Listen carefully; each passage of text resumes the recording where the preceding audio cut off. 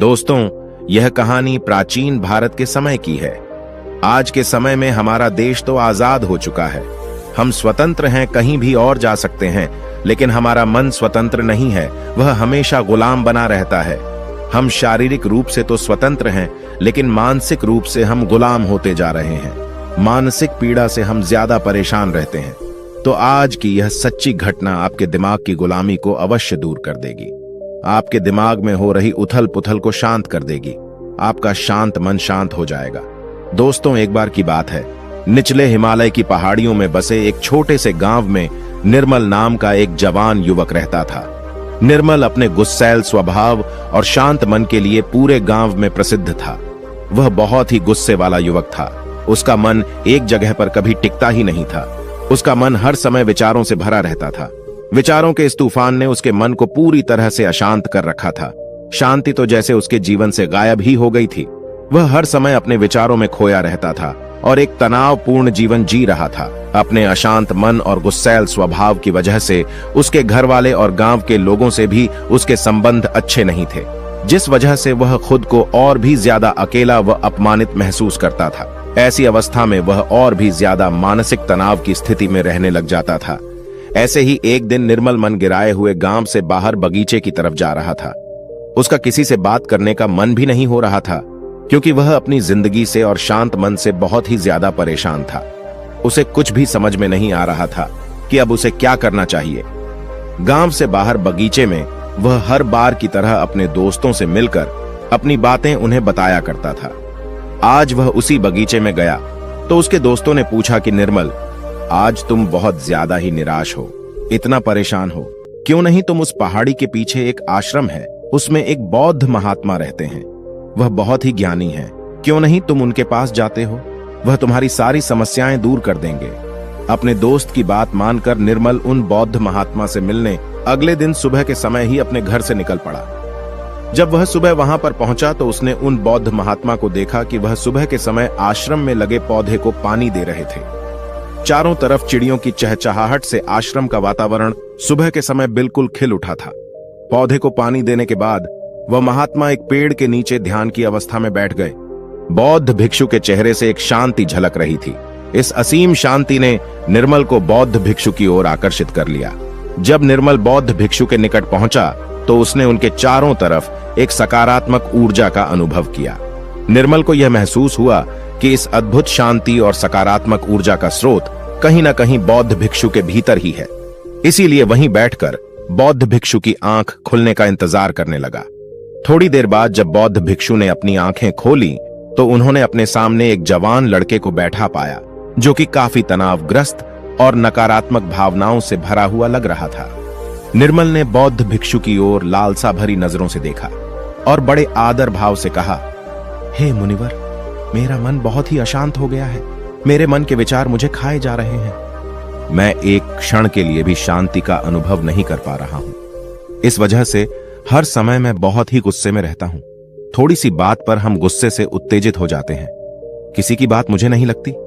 कृपया क्या आप मुझे सिखा सकते हैं कि मैं अपने इस अशांत मन को शांत कैसे करूं?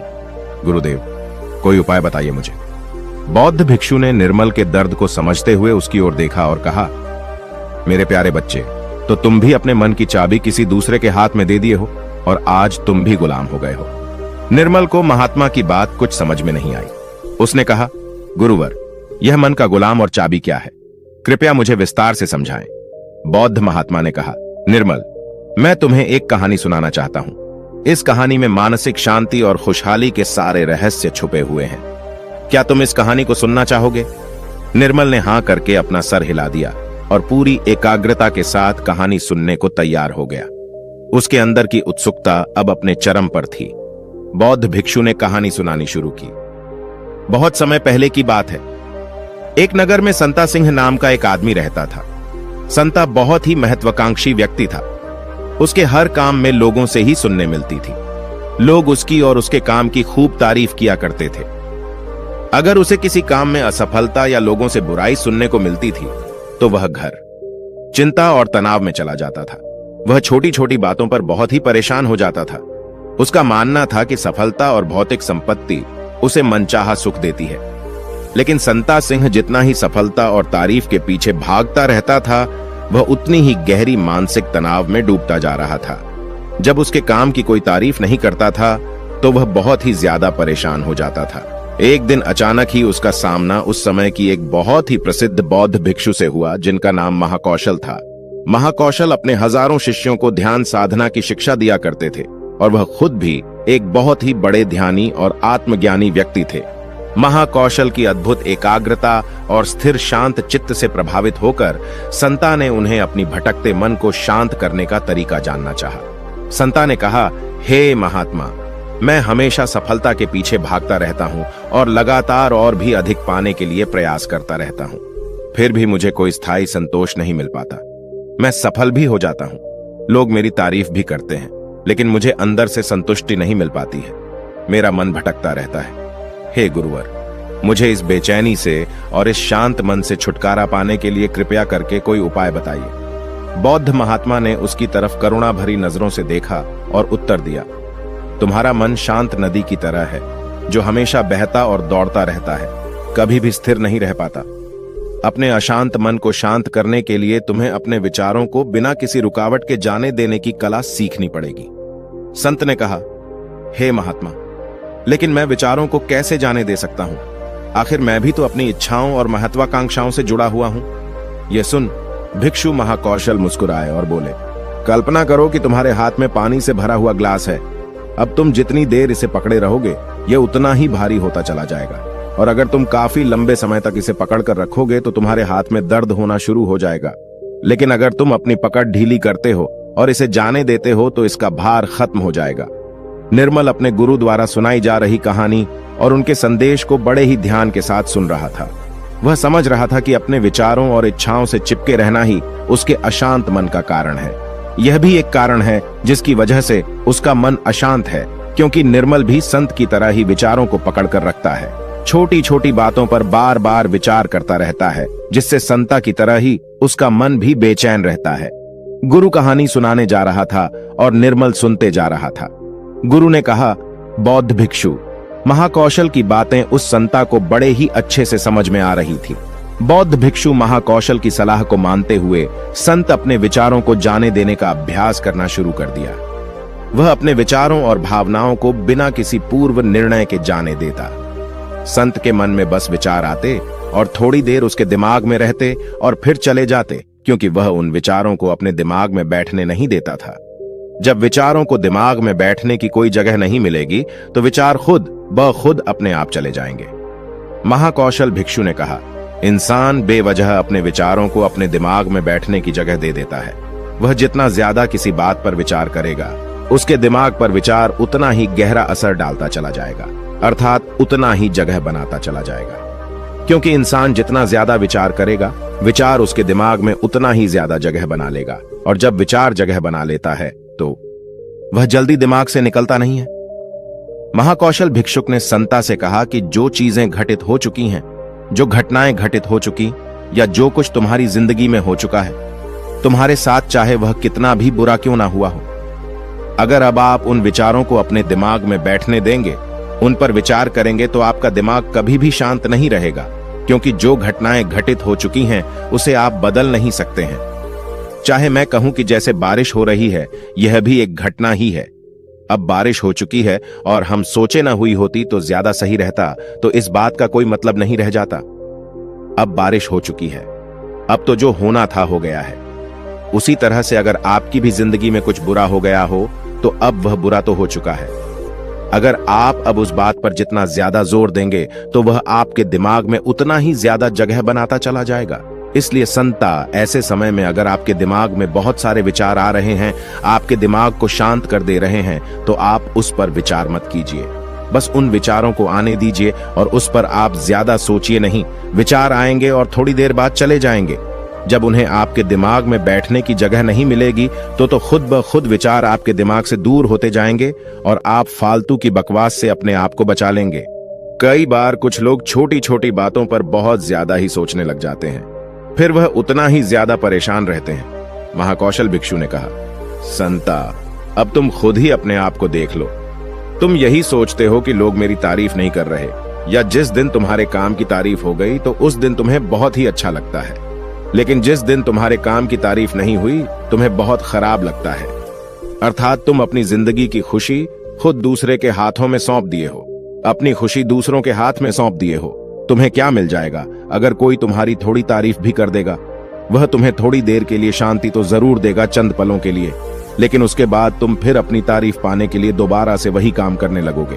पूरे दिन पूरी रात तुम इसी सोच में बिता देते हो कि मैं कितना बढ़िया काम करूं कि लोग मेरी तारीफ करें, या ऐसा क्या करूं, कितना बड़ा बन जाऊं कि लोग मेरी तारीफ करें। ये विचार तुम्हारे दिमाग में जगह बना बैठा है। इस विचार से तुम हमेशा परेशान रहते हो। तुम्हें अपने दिमाग से इन विचारों को जगह नहीं देना है। अर्थात अगर ऐसे विचार तुम्हारे दिमाग में आए तो तुम उस पर विचार न करो। इस बात की आशा मत रखो कि लोग मेरी तारीफ करेंगे। यही आशा ही तुम्हारे दिमाग को अशांत कर दे रही है। पूरे दिन पूरी इसी सोच में तुम बिता देते हो कि मैं कितना बढ़िया काम करूं कि लोग मेरी तारीफ करें, या ऐसा क्या करूं, कितना बड़ा बन जाऊं कि लोग मेरी तारीफ करें। ऐसा विचार तुम्हारे दिमाग में बैठा है। इस वजह से तुम हमेशा परेशान रहते हो। तुम्हें अपने दिमाग से इन विचारों को जगह नहीं देना है। अर्थात अगर ऐसा विचार तुम्हारे दिमाग में आए तो तुम उस पर विचार न करो। इस बात की आशा मत रखो कि लोग मेरी तारीफ करेंगे। यही आशा ही तुम्हारे दिमाग को शांत कर दे रही है। अशांत मन का यह भी बहुत बड़ा कारण होता है कि किसी से बहुत आशा लगा लेना, किसी से बहुत उम्मीद रखना, क्योंकि उम्मीद रखना भी तुम्हारे मन को एक दिन शांत जरूर कर देगी। जरूरी नहीं कि तुम्हारी हर उम्मीद पूरी हो, और जरूरी यह भी नहीं कि तुमने जिससे उम्मीद लगाया है वह तुम्हारी उम्मीद पर खरा उतरे, क्योंकि उम्मीद एक दिन जरूर टूटती है, और जब उम्मीद टूटेगी तो तुम्हें दुख होगा, तुम्हें बहुत दर्द होगा, तुम्हारा फिर अशांत हो जाएगा, तुम गहरे दुख में डूब जाओगे। इसलिए किसी से बहुत ही उम्मीद मत रखना। तुम अपने लिए जियो, क्योंकि जब तुम खुश रहोगे तो पूरी दुनिया तुम्हें खुश दिखाई नजर आएगी। वह तुम्हारी अपनी खुशी है, इसे तुम अपने हाथों में रखो, क्योंकि इस दुनिया में तुम अकेले आए हो और अकेले ही जाना है, तो अपनी जिंदगी अपने हिसाब से जियो। लोग सबसे ज्यादा इसलिए परेशान रहते हैं क्योंकि वह सोचते हैं कि दुनिया क्या कहेगी, लोग क्या कहेंगे, भविष्य मेरा कैसा होगा, उसने मुझे आज ऐसा कह दिया। यही सब विचार उसके दिमाग में जगह बना लेते हैं, और जब विचार जगह बना लेते हैं, आपके दिमाग में बैठने की जगह उन विचारों को मिल जाती है, तो वे उतनी आसानी से आपके दिमाग से नहीं निकलेंगे। आप कितना भी पूजा पाठ क्यों न कर लें, आपका दिमाग शांत ही रहेगा। संता ने कहा, गुरुवर, मेरे साथ भी ऐसा ही हो रहा है। मैं यही सोचता हूं कि पूजा पाठ कर लूं तो मेरा दिमाग शांत हो जाए, लेकिन यह शांत होता ही नहीं। जब तक मैं पूजा पाठ करता हूं तब तक तो मुझे शांति मिल जाती है, लेकिन फिर उसके बाद मेरे दिमाग में वही सब विचार आने लगते हैं। महाकौशल भिक्षुक ने कहा, संत, अपने आप को जागरूक करो, समझो इस बात को कि असली शांति किस तरीके से प्राप्त की जा सकती है। पूजा पाठ तो तुम्हारी नित्य प्रतिदिन की क्रिया है, इससे तुम्हारा दिमाग शांत नहीं होने वाला है जब तक कि तुम ध्यान में बैठकर अपने विचारों को समझने का प्रयास नहीं करोगे, अपने आप को जागरूक नहीं करोगे कि कौन से विचार हमारे लिए अच्छे हैं और कौन से विचार हमारे लिए बुरे हैं। विचारों को अपने दिमाग में आने दो और उन्हें जाने दो, उन्हें जगह मत दो। अर्थात उन विचारों पर ज्यादा जोर मत दो, और अपनी आजादी की चाबी अपने हाथ में रखो, किसी के हाथ में मत रखो, वरना तुम कभी स्वतंत्र नहीं रह पाओगे। शारीरिक रूप से तो तुम आजाद हो, लेकिन आंतरिक रूप से तुम गुलाम हो। आंतरिक रूप से भी खुश होने का प्रयास करो, आंतरिक रूप से भी खुद को स्वतंत्र रखो। अपने स्वतंत्र होने की चाबी अपने हाथ में रखो। यह दुनिया है, इसका काम है बोलना बोलकर आपको परेशान करना। जितना आप इस बात से परेशान होंगे, लोगों को और मजा आता जाएगा। वे तुम्हें और ज्यादा परेशान करने की कोशिश करेंगे। तुम्हारी आंतरिक स्वतंत्रता रूपी चाबी को वह तुमसे छीनने का प्रयास करेंगे। इसलिए अपनी चाबी किसी को मत दो। इस दुनिया में कुछ भी स्थायी नहीं है, सब कुछ बदलता रहता है। एक समय के बाद सब कुछ बदल जाता है। एक दिन तुम्हारे चाहने भी तुमसे दूर हो जाएंगे, फिर कोई और आएगा। आज तुम यहां हो मेरे सामने, कल तुम कहीं और होगे। जब इस दुनिया में कुछ भी स्थायी नहीं है, सब कुछ बदलने वाला है, तो तुम अपने दिमाग में विचारों को क्यों स्थायी जगह दे रहे हो? ऐसे विचारों को क्यों तुम बार बार सोच रहे हो? खुद को स्वतंत्र रखो, अंदर से भी और बाहर से भी। अंदर से स्वतंत्र रखना बहुत ज्यादा जरूरी होता है। महाकौशल की बात सुनकर संता को सब उत्तर मिल चुका था। इधर गुरु ने कहानी का अंत किया और कुछ देर शांत होकर निर्मल से पूछा, निर्मल, कुछ समझ में आया तो? उत्तर मिला कि नहीं। निर्मल तो मानव एक मूर्ति के समान। वह गुरु को एकटक देखता ही जा रहा था। उसके मुख से कुछ भी निकल नहीं रहा था, क्योंकि ऐसी बातें आज से पहले वह कभी किसी के मुख से सुनी नहीं थी, या ऐसी कहानी अपने गुरु के मुख से सुनी कि जो शायद उसे जीवन की सच्चाई बता गई। शायद उसे जीवन का रहस्य भी पता चल गया। वह बिल्कुल मौन हो गया था। कुछ देर बाद निर्मल ने अपनी चुप्पी तोड़ी और कहा, हे गुरुदेव, मेरा कोई प्रश्न नहीं बचा है।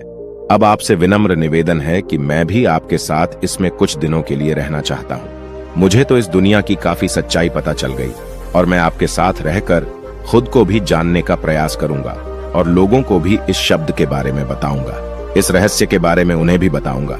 आज की कहानी बस इतना ही। मुझे उम्मीद है यह कहानी आपको जरूर पसंद आई होगी और आप पहली बार हैं तो मेरे से जुड़ने के लिए इस चैनल को सब्सक्राइब करना मत भूलिएगा।